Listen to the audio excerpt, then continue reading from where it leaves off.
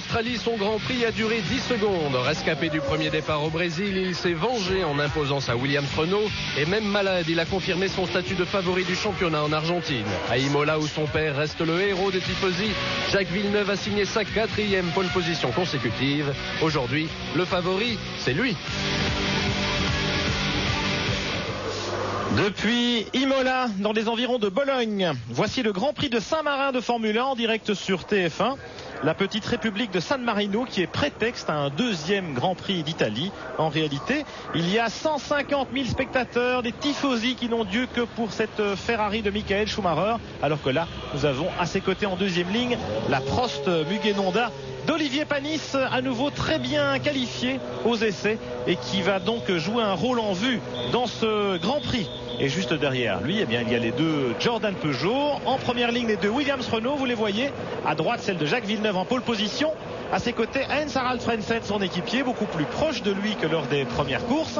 Et puis vous avez peut-être aperçu dans la ligne des stands Damon Hill, le champion du monde sur la Rose Yamaha, qui part depuis les stands. Jacques Lafitte, il a eu un petit problème, je crois, une fuite d'huile sur la pré-grille.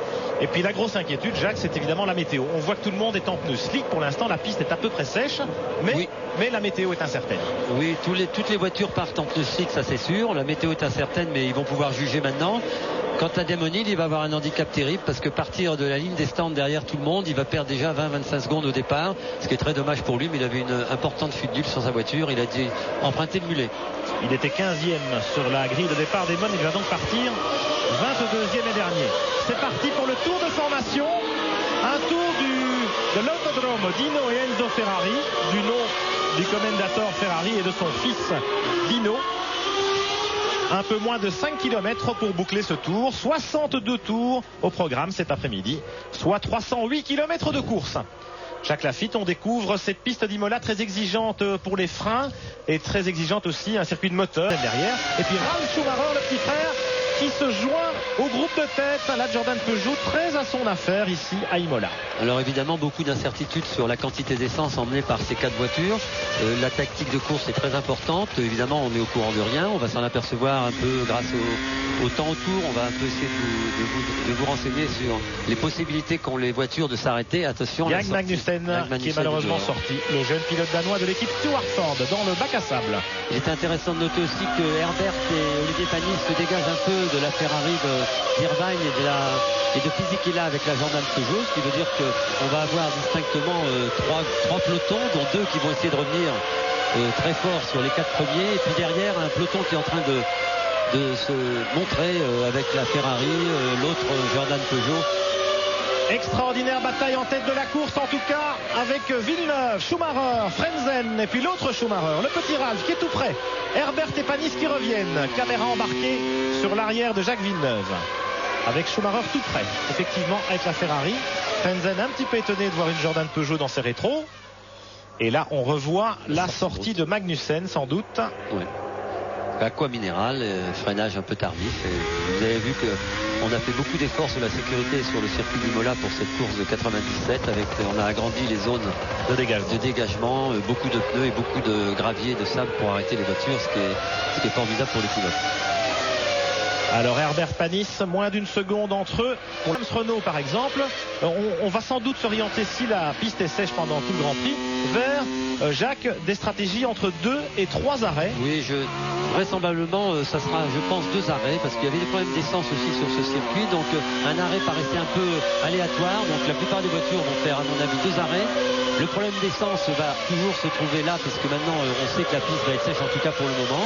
Il faut noter aussi que les 6 voitures dont Olivier Panis et Herbert tournent exactement tous à 1 ou 2 dixièmes près, ce qui veut dire que ces 6 voitures sont très performantes et que derrière ça tourne. Oui, ça commence maintenant à tourner vite aussi pour les voitures.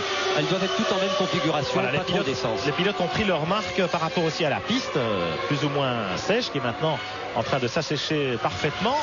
Meilleur tour de Villeneuve, Schumacher, vous pouvez les comparer. Une 30 juste pour Jacques Villeneuve qui vient d'établir le meilleur tour en course dans le troisième tour. Il y en a 62 et donc regardez, petit à petit les écarts se creusent entre chaque voiture, mais ça reste très incertain. La grosse inconnue en ce qui concerne les Williams Renault, Jacques Laffite, c'est la fiabilité des freins. On sait qu'ils ont beaucoup de problèmes de freins, de surchauffe des freins, et il n'est pas essayé de dépasser un concurrent devant lui. Les Benetton très mal placés sur la grille de départ, mal qualifiés. Jean Alesi est en 11e position maintenant, vous l'avez vu tout à l'heure, juste derrière les deux McLaren. Alors on peut voir aussi que les temps diminuent, la piste sèche, on en est maintenant à 1,28,7 pour Villeneuve.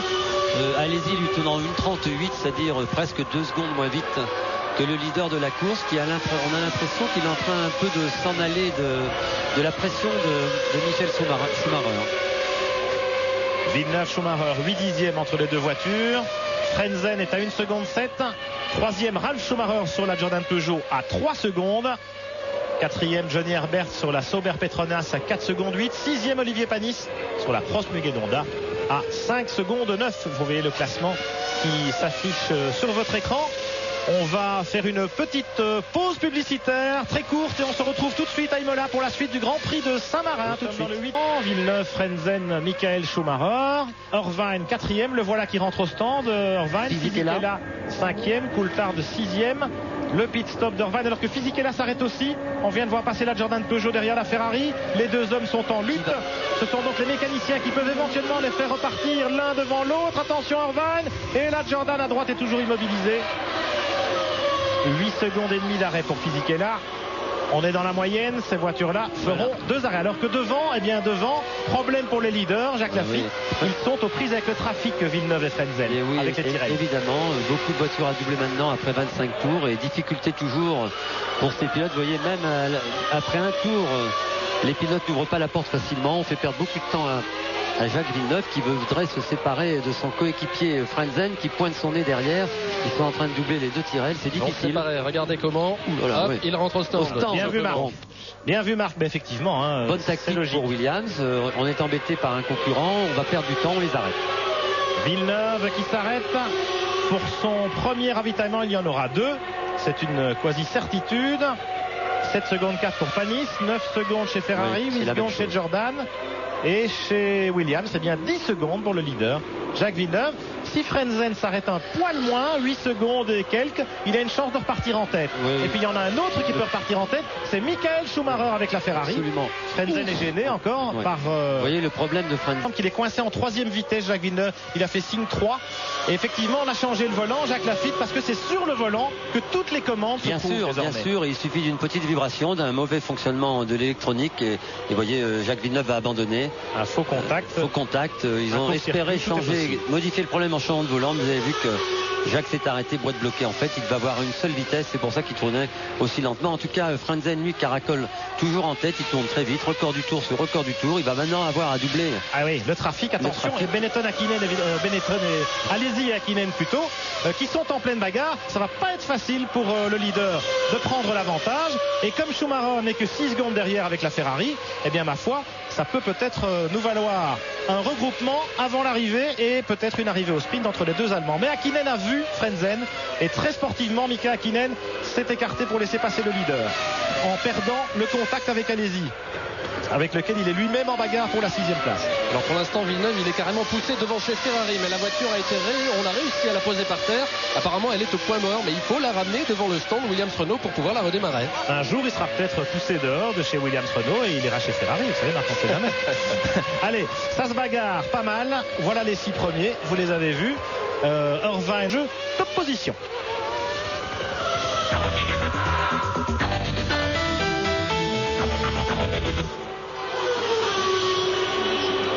36-15 code TF1 et vous faites le plein pendant un an. Un petit coup sur le pare-brise, enfin...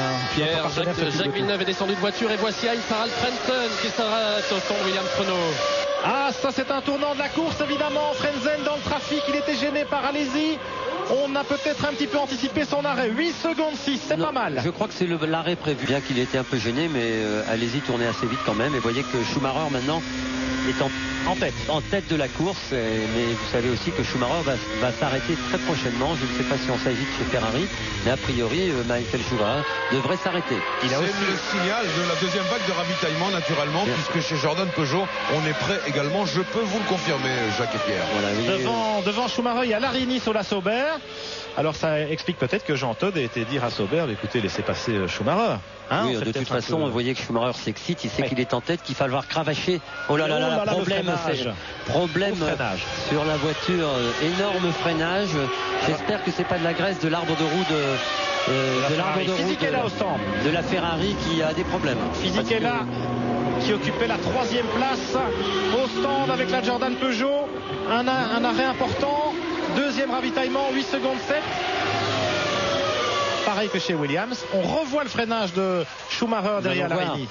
Si vraiment c'est regardez la température des freins. C'est pas un blocage de roue. Un blocage de roue. Je pense que c'est de l'huile qui s'échappe soit de la boîte de vitesse, soit peut-être de l'arbre de roue. Vous savez que les arbres de roue sont très sollicités ici. Il rentre au stand. Schumacher dans les stands et Larini aussi. Voilà, il klaxonne. Alors attention à l'arrière droit là-bas. Regardez la fumée qui s'échappe. Est-ce que c'est le frein surchauffé? Non, on repart. 6 secondes 9, un très bon arrêt de Schumacher. Il va peut-être repartir devant Frentzen. Attention, le feu n'est pas vert. Ah, voilà Frentzen. Voilà Frentzen, non. Et le feu n'était pas vert à la sortie. Voilà. Incroyable qu'il ait dû s'arrêter. D'habitude en Italie, les commissaires sont plus faciles pour les Ferrari.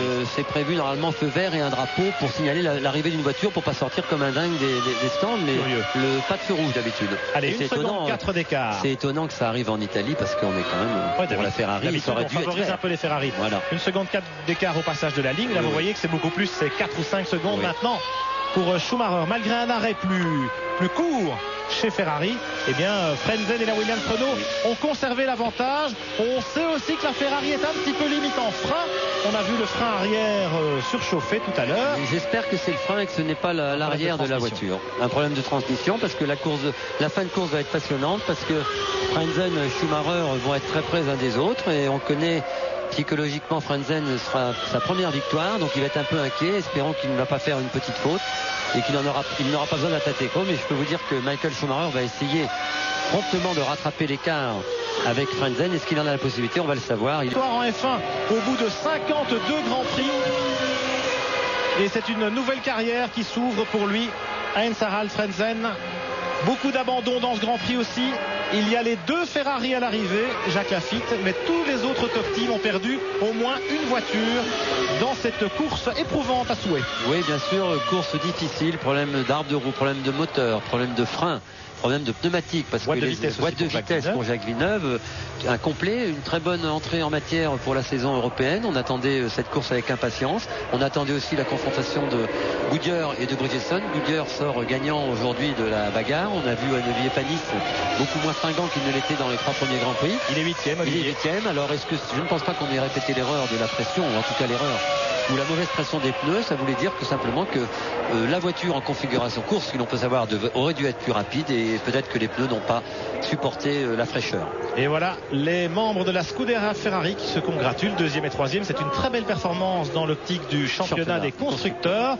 Voilà le classement du Grand Prix qui s'affiche. 1er Frentzen, 2e Schumacher, 3e Irvine, 4e Fisichella, 5e Alesi, 6e Hakkinen. Olivier Panis termine 8e. On se retrouve dans un instant pour revivre le podium de ce Grand Prix de Saint-Marin ensemble sur TF1 après ces quelques messages. Ce Grand Prix de Saint-Marin sur la plus haute marche, Heinz-Harald Frentzen avec la Williams Renault, la première victoire de la carrière du jeune Allemand en Formule 1. À ses côtés, Michael Schumacher et Eddie Irvine, les 2 pilotes de Ferrari.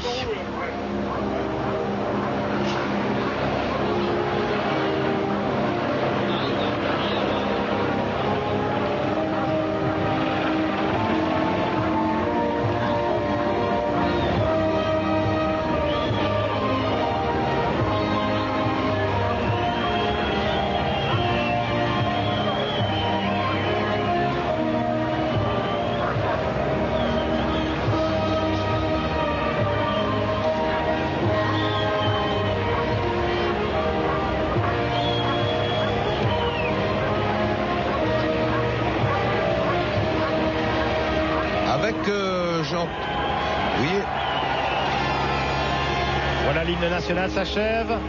Frentzen, très heureux évidemment.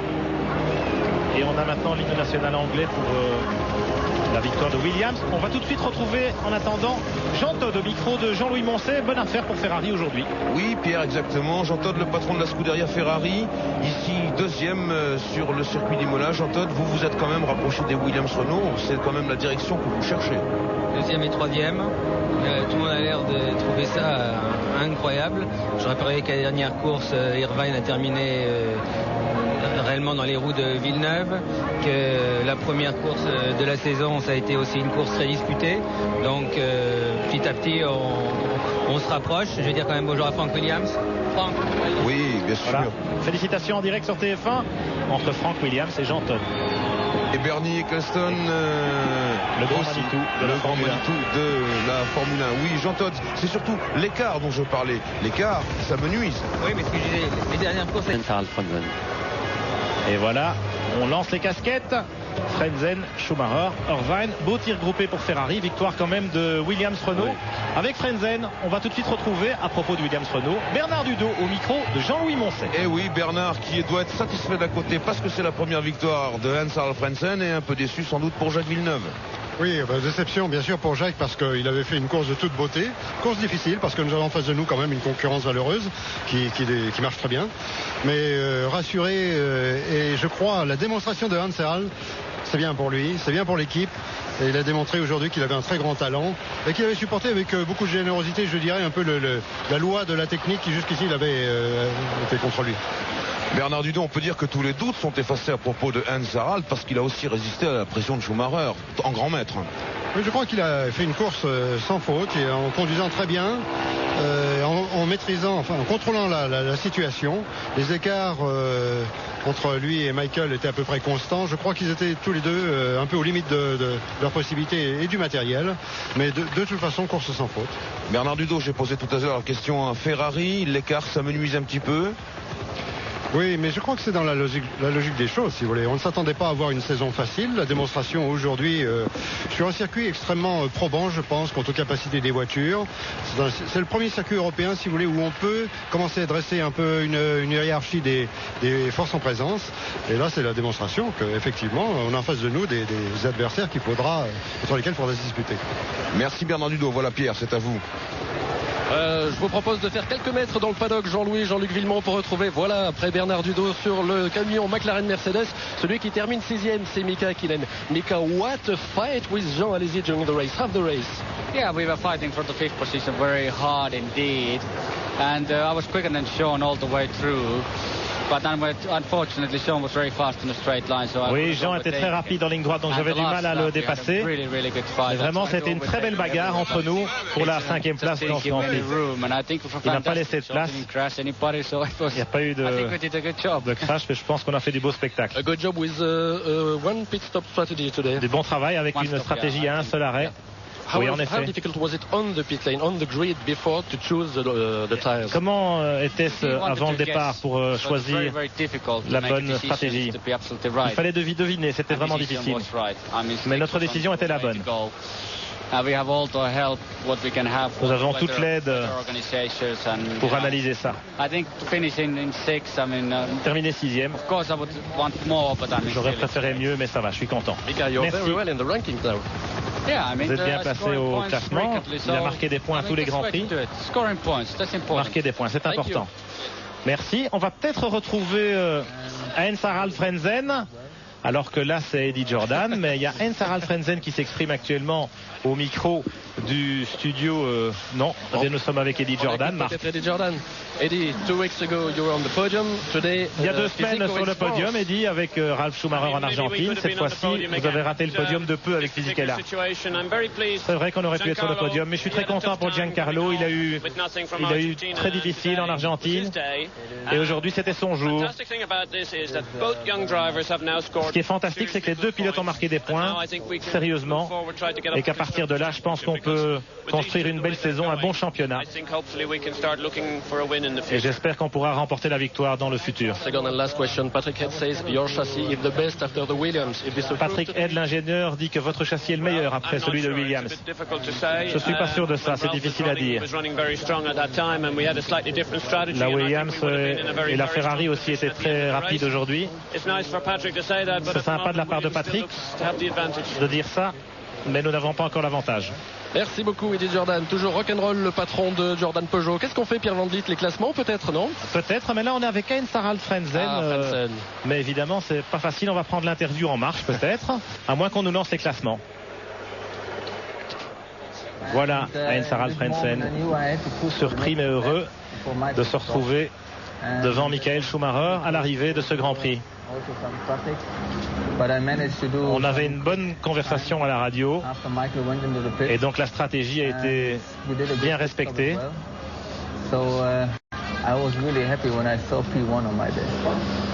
Les stands me disaient que Schumacher attaquait fort à la fin, mais moi aussi j'ai réagi. Je ne pouvais pas tellement sauvegarder les freins. Eh oui, il sourit Frentzen, il est heureux, entouré de Schumacher et de Irvine, les deux pilotes Ferrari. Il aurait évidemment préféré que Jacques Villeneuve soit... Alors Michael Schumacher, deuxième l'an dernier, deuxième ici. Oui, effectivement. Nous avions de bons réglages. La voiture était compétitive aujourd'hui. C'était un petit peu un réglage entre la pluie et la piste sèche au cas où. Mais je suis assez satisfait. Deuxième. C'est un peu mieux que ce que j'espérais. J'espérais troisième, mais voilà, entre les deux Williams, c'était pas mal. J'aurais pu faire un peu mieux. Mais si j'avais pas eu ce problème de trafic, évidemment, après le deuxième ravitaillement.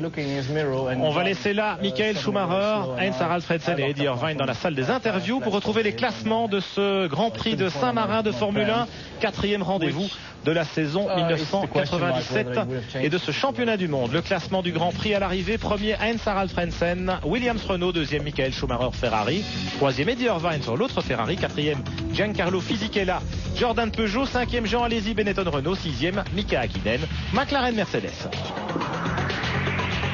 Au classement du championnat du monde, Jacques Villeneuve totalise toujours 20 points. Michael Schumacher se rapproche avec 14 points en deuxième place. Et puis 4 ex-aequo au troisième rang avec 10 points. Coulthard, Berger, Häkkinen et Irvine. Classement des constructeurs maintenant. Williams Renault, 30 points grâce à la victoire de Frentzen aujourd'hui. Ferrari a vu ses deux voitures à l'arrivée, donc Ferrari se rapproche, 24 points, deuxième place. McLaren Mercedes, troisième avec 20 points. Benetton Renault, quatrième, 13 points. Jordan Peugeot, cinquième, 7 points.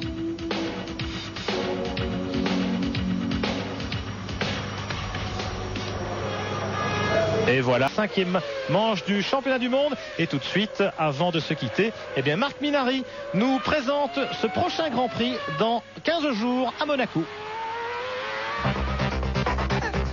Chaque année à pareille époque, une principauté se fait une beauté. À vous couper le sifflet. C'est chaque fois pareil dans les rues de Monaco, une partie de casino. En pole position l'an dernier, Schumacher le rouge tire tout droit au premier tour. Frentzen puis Panis contre Irvine, seul le français réussit son coup de poker. Damon Hill va gagner, non, car son moteur explose. Alors Alesi va rafler la mise, non, sa suspension décide autrement. Malchance noire, du coup Olivier Panis prend la main et c'est le numéro 9, bleu, qui ne commet pas d'impair et gagne. Cinquième épreuve du championnat du monde 1997.